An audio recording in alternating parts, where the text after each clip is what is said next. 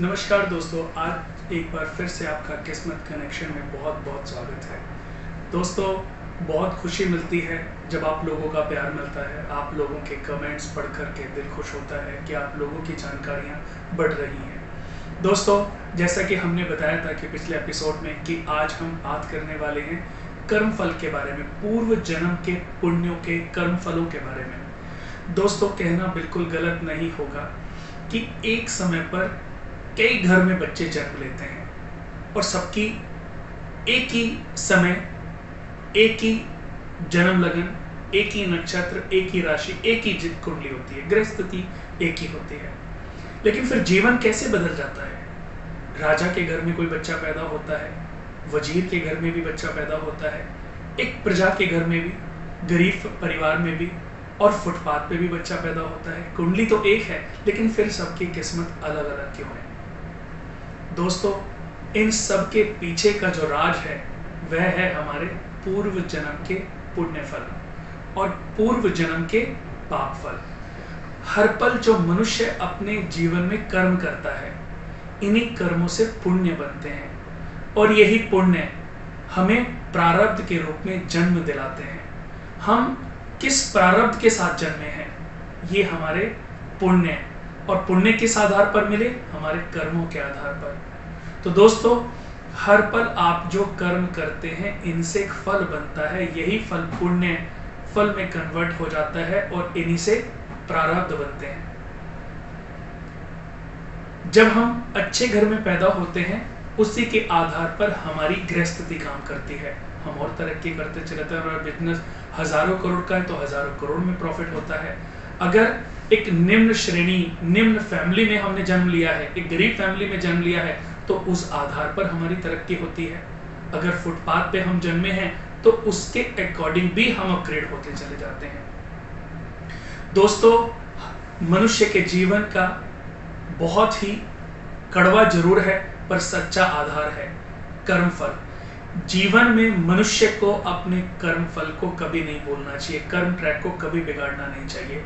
ऐसा जरूरी नहीं है दोस्तों कि आज कोई आदमी अगर बुरे कर्म कर रहा है तो उसका विनाश नहीं हो रहा है, लेकिन ये तय है कि एक दिन उसका विनाश होना तय है। ऐसा नहीं है कि मनुष्य ने पहले दिन ही कोई पाप किया और उसकी मृत्यु डिसाइड हो गई हो। समय बीतता है, वो पाप इतने बढ़ते चले जाते हैं कि उस इंसान की अति हो जाती है और उसका अंत हो जाता है। मनुष्य के बारे में तो मैं क्या उदाहरण दूं, लेकिन एक बहुत बड़ा उदाहरण आपके सामने मैं देना चाहता हूं, रावण के बारे में, जो कि पुलस्त ऋषि के पौत्र, विसर्वा ऋषि के पुत्र, बहुत बड़े पंडित और विद्वान, एक एस्ट्रोलॉजर भी थे। दोस्तों, रावण को सब कुछ पता था अपने भविष्य के बारे में, लेकिन जब उन्होंने पहला पाप फल किया, पहला पाप कर्म किया, तो उसी दिन से उनकी जर्नी डिसाइड हो गई थी। और गीता में कृष्ण भगवान ने बोला भी है कि हर पल मनुष्य जो जीवन में चुनाव करता है वही उसका परिणाम, भविष्य निर्धारित करते हैं। जैसे कि अर्जुन ने कृष्ण भगवान को चुना और कर्ण ने दुर्योधन को चुना, तो कर्ण ने दुर्योधन को चुनाव करते ही अपनी मृत्यु को चुन लिया था और अर्जुन ने कृष्ण भगवान को चुनकर वो अमर हो गए थे। तो दोस्तों, जैसे कि रावण की जब अति हो गई, उसका अंत हुआ, ऐसे ही दुनिया में कोई भी मनुष्य ऐसा नहीं है जिसका अंत ना हो। जिस दिन उसके पाप अति का रूप ले लेंगे, उसका अंत हो जाएगा। लेकिन इन पाप कर्मों के बारे में हम कैसे जानें, ये मैं आज आपको बताने वाला हूं। दोस्तों, सबसे पहले हमारे चैनल को सब्सक्राइब जरूर करें, बेल आइकन का बटन जो दिख रहा है आपको उसको जरूर दबाएं और ज्यादा से ज्यादा अपने फेसबुक पेज पर इसको शेयर करें, ज्यादा से ज्यादा ग्रुप में इसको शेयर करें। यूट्यूब पर भी हमारा कुणाल वास्तु केंद्र के नाम से चैनल है, उसको भी फॉलो करें और फेसबुक पेज और इंस्टाग्राम पर भी कुणाल वास्तु केंद्र के नाम से हमारा पेज है। ट्विटर पर भी हमारा कुणाल वास्तु केंद्र के नाम से अकाउंट है, उसको भी फॉलो करना बिल्कुल ना भूलें। हर रोज नई नई जानकारियों के साथ हम आप लोगों के साथ जुड़ते रहते हैं। अब अपनी चर्चा को आगे बढ़ाते हैं और बात करते हैं ये कैसे पता चलता है कि हमने पूर्व जन्म में क्या कर्म किए हैं। दोस्तों, किसी भी व्यक्ति की जन्म कुंडली का 5th हाउस हमारे पूर्व जन्म के पुण्यों के बारे में बताता है। पंचम भाव में बृहस्पति को कारक माना गया है। 5वें घर से विद्या, धन, विद्या, बुद्धि, ज्ञान, भावुकता, संतान, पेट आदि की समस्याएं देखी जाती हैं। हमने अपने जीवन में कब क्या डिसीजन लिए और उन डिसीजन के बिहाफ पर हमें क्या रिजल्ट मिले, ये पंचम भाव हमें बताता है। दोस्तों, किसी भी जातक की जन्म कुंडली के 5th हाउस में शुक्र, शनि, राहु, केतु अगर बैठ जाते हैं तो एक दोष बनता है, इसको बोलते हैं सबदोष, ऋण दोष। शुक्र, बुध, राहु बैठ जाए तो पितृदोष लगता है। तो जिस व्यक्ति की कुंडली में शुक्र, बुध, शनि, राहु इन चारों में से कोई भी ग्रह विद्यमान है तो ऐसा व्यक्ति अपने पूर्व जन्म के कुछ ना कुछ पाप कर्मों से पीड़ित जरूर है। और जिस दिन वो इन पाप कर्मों का प्रायश्चित पूर्ण कर लेगा उस दिन उसका भविष्य बदलना आरंभ हो जाएगा। और भी बहुत सारे ऋण होते हैं, क्रूअल्टी ऋण, दोष, जालिमाना ऋण, प्रकृति ऋण, ईश्वरीय ऋण, निर्दयी ऋण, बहन ऋण, पत्नी ऋण, मातृ ऋण, पितृ ऋण, ऐसे बहुत सारे ऋण हैं।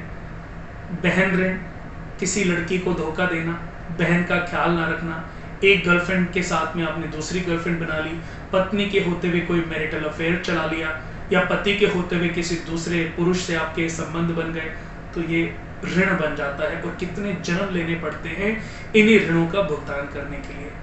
यही तो प्रायश्चित, जब तक प्रायश्चित पूरा नहीं होगा आपको जन्म मिलते रहेंगे और उन्हीं जन्मों में आपको कष्ट मिलते रहेंगे। लेकिन भगवान जीवन में हर मनुष्य को एक बार अपनी किस्मत को बदलने का मौका जरूर देते हैं।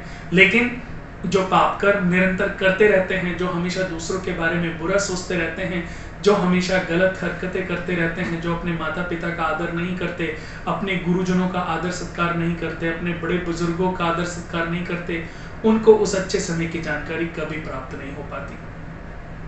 अगर किसी व्यक्ति की कुंडली में कोई ग्रहण दोष पंचम भाव में लगा है या शुक्र, बुध, राहु पंचम भाव में बैठे हैं, सबदोष, ऋण दोष लगा है, तो ऐसे व्यक्ति को अपने कुल खानदान में, कुल अपने घर में, खानदानी घर में कुल खानदान के हर एक सदस्य से बराबर पैसे लेकर के सूर्य विष्णु यज्ञ करा लेना चाहिए, ताकि आपके ऋण खत्म हो, आपके दोष खत्म हो और आपके जीवन में उत्थान हो सके। ग्रहों से हमें पता चलता है कि जीवन में उत्थान कब आएगा और पतन कब होगा, लेकिन जब अच्छे कर्म हम करते चले जाते हैं तो दोस्तों बुरे ग्रह भी हमें बुरे फल नहीं देना चाहते, वो भी हमें मुक्त कर देते हैं।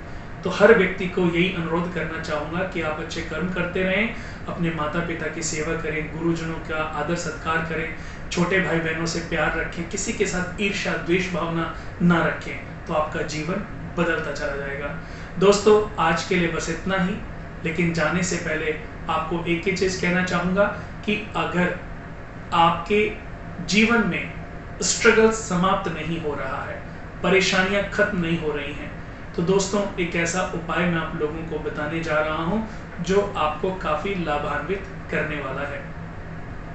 दोस्तों रविवार से 30 दिन लगातार 100 ग्राम आटा चींटियों को डालना आरंभ कर दें और 43 डेज लगातार पीपल के पेड़ पे जल चढ़ाएं। ये 2 उपाय कर लीजिए, इससे आपके पितृ शांत होंगे, इससे आपके पितरों का आशीर्वाद आपको मिलने लगेगा और पूर्व जन्म के पुण्य कर्मों का फल जो आपको नहीं मिल रहा है, पाप कर्म तो फलीभूत हो गए लेकिन पुण्य कर्म फलीभूत नहीं हो पा रहे हैं, तो इस उपाय से आपको उनमें भी राहत मिलने लगेगी। तो दोस्तों हमारा वीडियो आपको कैसा लगा जरूर बताएं, अच्छा लगा तो इसको ज़्यादा से ज़्यादा शेयर करें और हमारे चैनल को सब्सक्राइब करें। और अगले एपिसोड में हम बात करेंगे बीमारियों के बारे में, ये बीमारियां कैसे प्रबल होती हैं और कैसे हमारे सारे घर की ग्रोथ को खा जाती हैं। आज के लिए बस इतना ही, अगले एपिसोड में फिर आपसे मुलाकात होगी, तब तक के लिए नमस्कार।